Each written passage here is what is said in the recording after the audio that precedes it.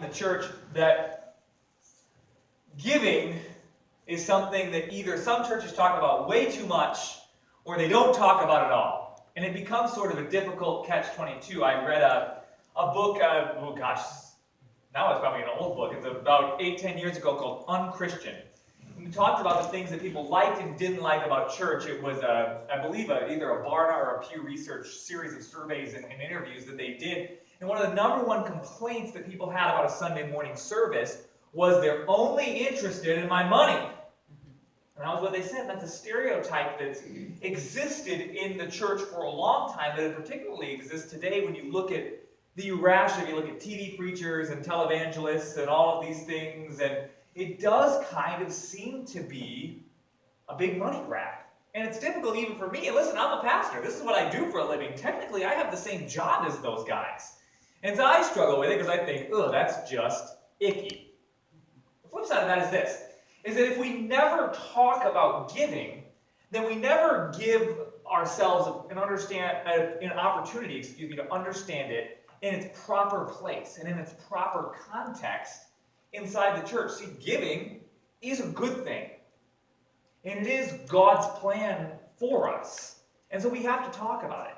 And so I thought about coming in the full football helmet and pads. I thought about bringing my bug zapper in case anybody decided to throw anything or anything. But this morning what I hope we begin to do is we begin to get a grander biblical picture of what it means to give, of why we give, and of what God does in our lives and in our hearts when we give. I think probably the most famous passage when we talk about this is the parable of talents. And in Matthew 25, it appears here in the NIV as the parable of the bags of gold. And it starts in Matthew 25:14. I'm going to read it to you this morning. It says, "Again, it will be like a man going on a journey who called his servants and entrusted his wealth to them. To one he gave 5 bags of gold, to another 2 bags, and to another 1 bag." I just got an ESPN alert about the Lions as I was doing this, so I've got to make sure we get the important things in there. Each one according to his ability. Then he went on his journey. The man who had received 5 bags of gold went at once and put his money to work and gained 5 bags more. So also the one with 2 bags of gold gained 2 more. But the man who had received 1 bag went off, dug a hole in the ground, and hid his master's money. After a long time, the master of these servants returned and settled accounts with them. The man who had received 5 bags of gold brought the other 5. "Master," he said, "you entrusted me with 5 bags of gold. See, I have gained 5 more. His master replied, "Well done, good and faithful servant.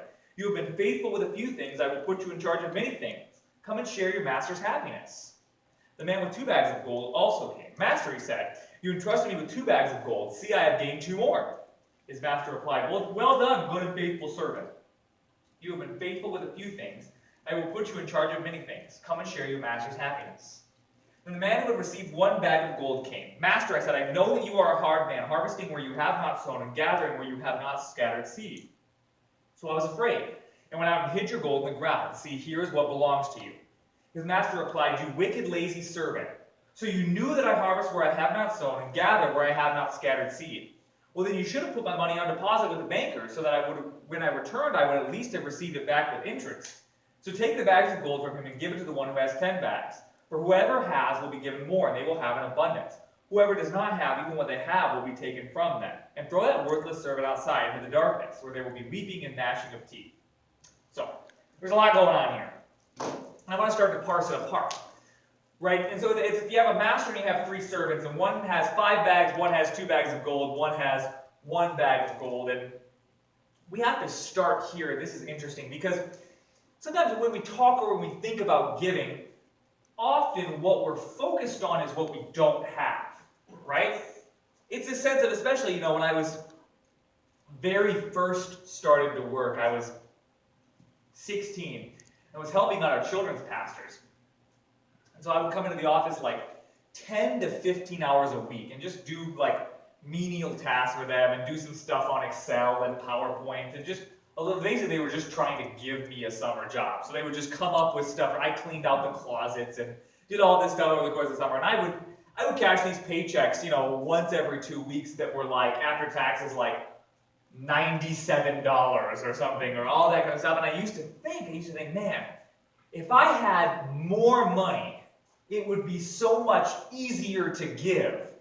right? Because like out of $97, do I really want to tithe $9.70? That's like, that's so much out of what I have. And I thought, man, if only I was making $900, it'd be so much easier to tithe 90. And that's such a big myth that we have. We think, oh, if only I had more, it'd be easier to give. But often when we have more, it becomes more difficult to give, because now that we have more, we have more to manage, more to deal with, more to take care of. And so now I go back and I go, man, talk about tithing $9.70, that doesn't sound like that much. I could handle that. But the truth is that our giving and the way that we give and our hearts and our attitudes about giving really doesn't have anything to do with how much we do or don't have. You can look at the top of the story and go, oh, one guy had 5 bags, one guy had 2 bags, one guy had 1 bag. That's not the point of the story. Because the idea behind giving always has to do with about a state of heart and a state of spirit. Is that it's not about what I have or don't have. It's about understanding where I got it from. In this case, all 3 of these servants, the one that got 5, the one that got 2, the one that got 1, it's all sourced from the same place. It's all the master's gold. It's all the master's treasure. And so, for you and I, it's the same thing. It's not like in this story that, these guys were investing this of their own money and doing this kind of stuff. At the end of the day, the master had 8 bags of gold. He's allowed to divvy out that gold however he wants. He's allowed to give it to whoever he wants and do whatever he wants with it. It's his gold at the end of the day. That's why at the end of this story, it's returned to the master. It's the same thing with you and I. We may look at what we have and we may say, oh, I don't have as much as so-and-so, but I do have more than so-and-so. Or we say, well, I just wish I had just a little more. I grew up watching The Simpsons. And there's a great episode where Mr. Burns, who's like the billionaire who runs the whole town, owns a nuclear power plant, he goes, I have so much, but I'd trade it all for a little more. And that tends to be our attitude as people, as we look at and we look and we go, if only I had just a little bit more. But the truth of the matter is, if we had a little bit more, we'd say, if only I had just a little bit more. Just a little bit more. And we're like the horse that chases the carrot in front of it, and we don't realize that the reason the carrot is always just a little bit in front of us is because it's a trick and it's a trap. At the end of the day, no matter what I have, no matter what you have, no matter what any of us have collectively or not collectively or whatever, it's all the master's gold. It was all given to all of us by the same master, and at the end of the day, it's all going to go back to the same master. I'm not going to take it with me. I'm not going to be buried with any of that stuff. That's ridiculous. I lost a friend when I was very young. I was my 17th birthday. I lost one of my best friends, and I didn't know this. I'd been to funerals and had family members and things pass away when I was younger, but I'd never been to a funeral for a friend, or I'd never been really involved with what was going on. And so his parents had gone to the mall to get him some clothes and some stuff to be buried in. And while they were at the mall, they stopped at the popcorn wagon and stuff and got some popcorn and had some snacks while they were doing this. And so they went to the funeral home and did the thing and got the whole thing. And I guess, at least the way the story was relayed to me, there was confusion at the funeral home, and they thought he was supposed to be buried with this bag of popcorn that they had bought at the mall. And so when it happened, they got back to the funeral home, and there was this bag of popcorn in his casket. And because, you'd have to know the family, you'd have to know my buddy who passed away. They said, oh, leave it in there. They said, that's perfectly him to a T. If he were here, he would say, leave it in there. And so they did. And so that's exactly what happened. And so I figure, if I go, I just want a bag of popcorn in there. I don't need any money. I don't need any possessions. I don't need any stuff. Just toss a bag of popcorn, popcorn in there with me. Because the truth of the matter is when we pass, and we all will, and when this life is over, we won't take any of it with us. We will go to heaven the same way we came to earth, which is with nothing but what we were given. And so when we begin to talk about giving, we have to start with the mentality that it's not ours anyway. And this is a way to totally reframe and reshape the conversation about giving. And so we dig into this thing, and it's this really interesting story of he gives these guys these bags of gold, and then he comes back, and the guy with 5 bags said, hey, I made you 5 more bags. And the guy with 2 bags said, hey, I made you 2 more bags. And there's never really any explanation of how they did this. I'm not super familiar with first century economics, so I don't know if they went and invested it, or they went and started a business, or they went and bought goods and sold them at the market. I don't know. It doesn't tell us. This parable doesn't tell us, and it doesn't say anything. And I think that's important, because I don't think it really matters so much. I think a big recurring theme and a recurring idea in this parable is that God's just not so concerned with money. Which is an interesting thing to say in the middle of a parable about giving, or in the middle of a sermon about giving, is to say God's not so concerned with money. I can see your wheels turning and thinking, then what are you doing up there? I'd be lying if I said I hadn't asked that question myself a couple times, but I promise you there is a point to that. See, the idea is God is not super concerned with money. God is concerned with giving. Because giving is not about money so much as it is about the condition of your heart and the condition of your spirit, which is what God's always concerned about. Which is always the heart of the Father, is not, that God is hard up, or that God needs a stewardship campaign. He owns the cattle on 1,000 hills. He's the creator. He's the master. It's about who am I, and what am I holding on to, and why am I holding on to it? You see, the first 2 servants, the one with 5 bags of gold and the one with 2 bags of gold, they do what the master expects of them, which is to take their gold and to go and do something with it. The third servant does nothing. And I want you to get this. The third servant says this.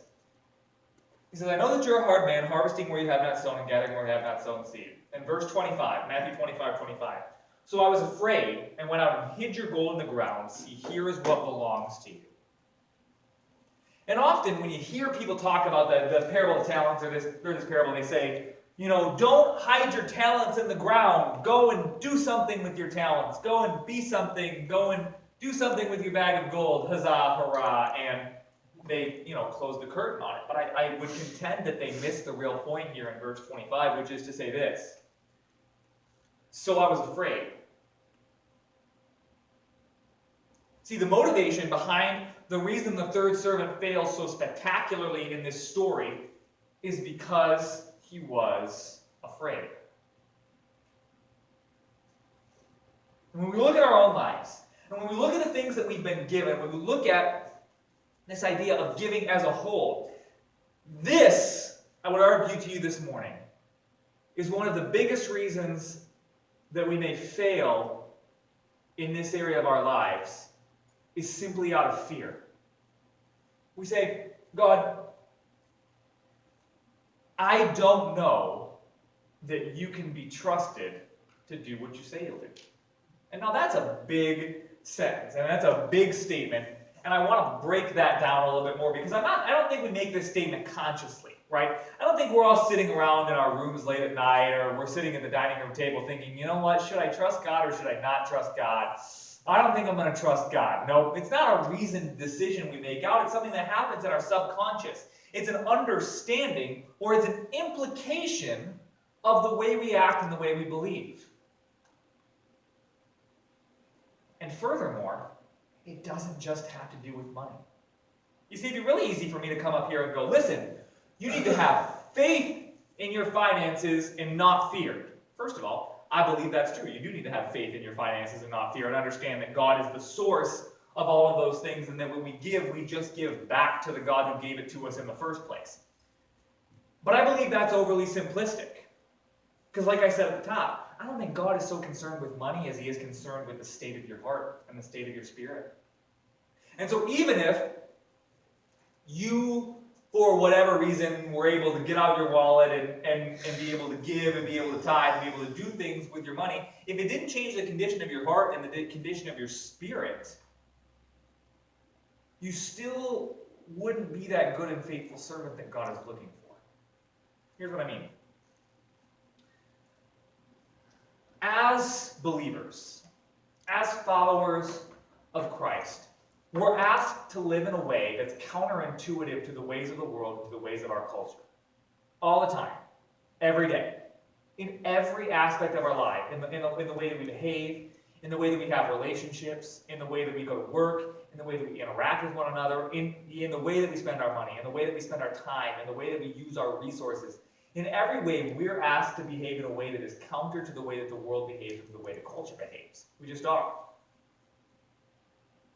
And so, when the world looks at your finances, for example, we'll start there. They say more is better. It's a given conclusion that having more money is better than having less money. They don't even need to explain it. You don't see a lot of books written on why having more money is good. You'll never be able to go to the finance section down to the Barnes & Noble and go, I want a book that convinces me to be richer. I want a book that can talk me into having more stuff. I'm just not sold on the whole idea of having a full bank account and having a whole bunch of things. No, nobody needs to write a book on that. Nobody needs to talk me into, well, I don't know. Should I drive the Pinto or the Porsche? I just don't know. I don't know. I really struggle with that. No, because it's a foregone conclusion in our culture that more is better, that bigger is better, that better is better. And yet, in the kingdom of God, it's not so much about what you have. It's about what you do with it. So, if you drive a Pinto for the Lord, or a Porsche for the world, Scripture would say that it's better to drive a Pinto for the Lord. Amen. Now, I'd rather drive a Porsche for the Lord. But so far, He has not opened that door for me. So what I'm left to understand is that God isn't so concerned with any of that. He's more concerned with what I do with it. And it's the same way with your finances. God wants followers who have no income, and He wants followers who have income, and He wants followers who have six-figure income, and all of these kind of things, because the heart of God is servanthood. And so, if I can draw no paycheck, and no money and no cash, and still find a way to give not just out of my finances, but to give of my time, to give of my skills, to give of my resources. What I'm saying to God is, God, I have more faith in you than I do in myself, or than I do in my stuff. And if I can have a job making six figures, making hundreds of thousands of dollars, and I can give faithfully out of that, and I can say, no matter how much I have, I will always give towards what God is doing. And I will also give out of my time, out of my skills, out of my resources. Then that person too can be the good and faithful servant that God is looking for. Because it's about saying, God, what do I have to give? I frequently tell this story about my mom's boss, Mark, who I loved and was just a great guy. And he ran a screw manufacturing company. And he's just an excellent dude, just a solid Christian, loved the Lord, just a great dude. And so whenever any of us would go on a missions trip, he'd just call us into his office, asked us where we were going, what we were going to be doing while we were doing there, the whole spiel, and he'd write us a check, always, without fail. And he'd do the same thing, my buddy Jeff, who is a missions pastor and has been, circumnavigated the globe, basically. That's what he used to do. He used to call Jeff into his office and say, what do you need? What do you need? That's what he'd always say. And he would tell my mom this and tell us kids, me and my brother, this all the time. He'd say, I can't go. But I believe this is why God has blessed me with the things He has, so I can support the people who can go. And so when we look at kingdom mentality, right, we say, who's more important, the missionary on the field or the person supporting you? And the answer is, it's a dumb question. It's a bad question. It's a wrong question. We are on the same team. Every single one of us, every single follower of Christ around the globe is on the same team. So if you're the person who can go, go. And if you're the person who can support, because we're all on the same team. You know, I'm a huge football fan. So this time of year is just so exciting for me. It's just like when you're a kid and it's the days leading up to vacation. You're just so excited. And so football's starting, and I was a big Michigan football fan also. And so we had a guy drafted named Jabril Peppers, and he was one of these guys who could do everything and play every side of the ball. He played offense, he played defense, he returned kicks. He did the whole thing. He's the most exciting guy to watch in college football in a long time, in my personal opinion. And there was always this complaint about him that he didn't have any career interceptions when he was in college. Now, this is a guy who had touchdowns. He had carries. He had receptions. He had kickoff returns. He had punt returns. He had forced fumbles. He had sacks on the quarterback. He had everything. And they looked at him and said, well, he doesn't have any interceptions on his record. The guy did everything but draw up the plays himself. And they said of him, oh, he doesn't have any interceptions on his record. And it's so funny because this is the way we can perceive ourselves as believers. Is God blesses us, He blesses us with resources and finances. He blesses us with time. He blesses us with skills. He blesses us with relationships. And for whatever reason, we choose to focus on whatever one thing we feel we lack the most. That's stupid. It's ridiculous. It's not kingdom mentality. Amen. God is not looking at you going, man, if only you could speak French. I could use you if you could speak French, but nope, you can't do that. No, that's not how God looks at you. You may look at yourself and you may go, oh, I have this, I only have this, I have this, that. I may only have one bag of gold. I may only have one talent. Okay, focus on that. Use that. For the record, Jabril Peppers had an interception in the preseason game, either last night or the night before. That's why that was in front of my mind. But it's this idea that you have been so blessed just by the virtue that you made it here this morning. You may have crawled in the door this morning. You may have struggled in the door. The gas in your car may be on empty. You may be chug-a-bugging all the way here. But you made it here. And you're blessed. You may look in your bank account, and it may have more zeros than numbers in it. You may look around at your resources and think it's not much. But it doesn't matter, because it's God's anyway. And so when we give, we always give out of abundance, because we were born with nothing. I came into this world with nothing. Nobody, nothing, just me. And I was born into a family. I was born into a group of people who love me. I was born into a church family. And because of that, I've made it here. I've made it 27 years so far, so I figure I'm doing pretty good. When we give, we always give out of abundance, because we understand what God has done for us. I believe this. I believe that every believer in every aspect of their lives makes a choice every day between faith and fear. And I believe that they are contradictory concepts. That you can either choose to believe what God has said and what He's doing in your life, or you can choose to disbelieve and choose to be afraid. And we make this decision all the time. And it's never more present than when it comes to giving. We look at ourselves and we go, God, what do I trust? My ability to run and manage my own life, my ability to set up my dominoes and to build my house on sinking sand or whatever? Or do I believe that just as you cared for me since the day I was born, when I came into this world with nothing, that you'll continue to care for me? Church, these things are always about a state of the heart. And they're always about what we believe and who we are. I am a son of the King. I am a child of God.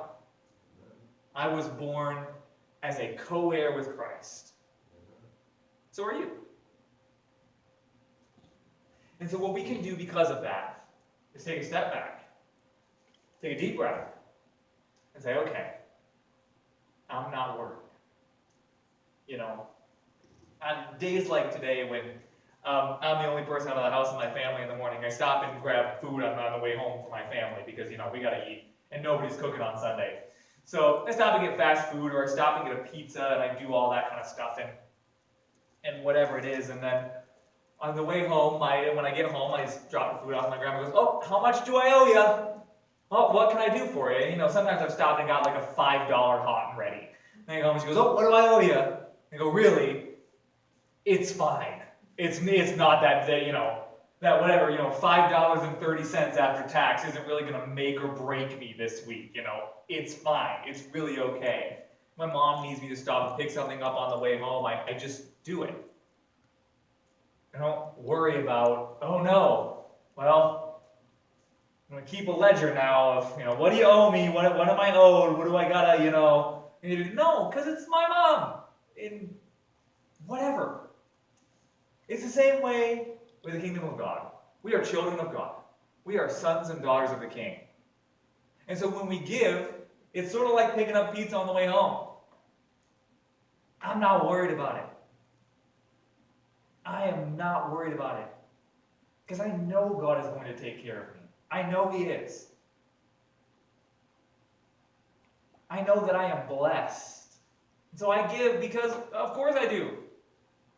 Because when I give, it does good things. When I give, it does good things here, and it allows us to be able to do and run the programs that we have here. When I give, it does good things around the world, and it does good things up in Kodiak, and it does good things over in Kenya, and it does good things around the world. And when I give, it proves that God is at work in my spirit, and that God is at work in my heart, and it's evidence of my faith. The band is going to come. They're going to play one more song this morning. And as they do, I want us to take a moment as a church. We don't do this super often in our lives or in church. Stop and take a moment and just contemplate, and just think and just pray on the condition of our spirit and the condition of our hearts. I'm always hesitant and antsy to get up here and talk about giving, simply because I never want to be the guy who's up here talking about money or up here talking about stuff all the time. But I do want to be the guy who's up here all the time talking about your heart, talking about your spirit, talking about what God is doing in your life. I do want to be the guy who's up here all the time challenging you to believe bigger, to trust God more, and to say, God, I know that you are who you say you are. I know that you'll do what you say you'll do. So as these guys play, what I want us to do is just take a moment and just reflect. Just pray. Meditate on the words of this song. And hear the voice of God calling you to trust in a bigger and deeper way. The core of it, isn't that what it's all about? I'm no longer a slave to fear. I'm no longer bound by what I'm afraid of. I'm no longer bound by worries or anxiety about tomorrow, about the next step. I have the freedom to live. I have the freedom to give. I have the freedom to be the child of God that I was created to be. So do you. And so as you walk out of here, what I really want you to leave today with is this idea that every day you make a choice between faith and fear. And in every decision you make, you're saying to God, I believe even when it's difficult, or it's too difficult to believe. Would you believe with me this morning? When it's difficult, when it's hard, when the road looks rough, when it's rocky, when you can't see a way out, would you believe with me this morning? Would you bow your heads? Father God, this morning we choose to believe. When it's hard, when it's difficult, when the road is rough, when there's no answers, when there's no end in sight, Lord, this morning we choose to believe. And we say, God, I will not be enslaved by my fear. I will not let my life be dictated by worry, by anxiety, by any of those things. because I am a child of God. And you have cared for me since the day I was born, and you're never going to stop. Help us to believe bigger today. In your name we pray. Amen. Amen. And now,